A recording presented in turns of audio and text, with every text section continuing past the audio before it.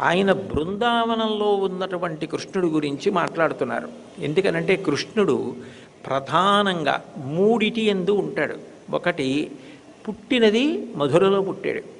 పుట్టి పుట్టగానే ఇక్కడ కంసుడు ఉన్నాడు కాబట్టి కృష్ణుడు ఉండడు. కంసుడు ఉన్న చోట కృష్ణుడు ఉండడు, కృష్ణుడు ఉంటే కంసుడు ఉండడు. కంసుడు కామం, కృష్ణుడు జ్ఞానం. కృష్ణుడు ఉన్న చోట కంసుడు ఉండడు. కృష్ణుడు వచ్చాడా కంసుడు మరణిస్తాడు. కంసుడు ఉన్నాడా కృష్ణుడు ఉండడు. కాముడు ఉంటే రాముడు ఉండడు, రాముడు ఉంటే కాముడు ఉండడు. అందుకని పుట్టగానే యమున దాటి నందవ్రజానికి వెళ్ళిపోయాడు. మళ్ళీ నందవ్రజం నుంచి మధుర వచ్చాడు. కంసుడు మరణించాడు కృష్ణుడి చేతిలో. నందవ్రజంలో ఉన్నాడు, బృందావనంలో ఉన్నాడు, మధురలో ఉన్నాడు. ఈ నందవ్రజంలో ఉన్నప్పుడు ఒక ప్రధానమైనటువంటి లీల చేశాడు, అది ఉలూకల బంధనం. బృందావనంలో ఉన్నప్పుడు భాగవతం మొత్తానికి కూడా రసరాజమైనటువంటి లీల. అసలు ఆ లీల ఒక్కసారి స్మరిస్తే చాలంటారు పెద్దలు. అంత గొప్ప లీల, పతాక స్థాయి లీల. అది కేవలం భక్తి వలన మాత్రమే అర్థమయ్యేటటువంటి లీల రాసలీల. ఇప్పటికీ కూడా గుండీచా మందిరంలో రాసమంటపం అని ఒక మంటపం ఉంటుంది. ఆ రాసమంటపంలో జగన్నాథుడు రాసలీలా వైభవాన్ని వింటాడు.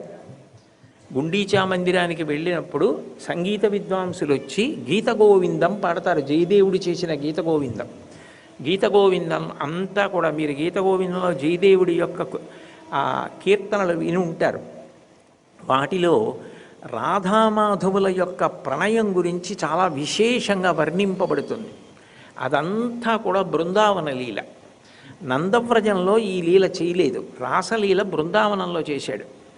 అందుకని గుండీచా మందిరానికి వెళ్ళినప్పుడు దాన్ని బృందావనం కింద భావించి అక్కడ రాసలీల మళ్ళీ వినడానికి ఆయన ఎంతో ఇష్టపడతాట. అందుకని అది వినడానికి ఆయనకి ఏ విధమైనటువంటి దృష్టి మారే అవకాశం లేకుండా ప్రశాంతంగా తదేక దృష్టితో వినడానికి వీలుగా గుండీచా మందిరంలో ప్రత్యేకంగా రసమంటపము అని ఒక మంటపంలో ఆయన ఈ గీత గోవిందంలో రాధామాధవ కేళి ఆ రాసలీల వింటాడు.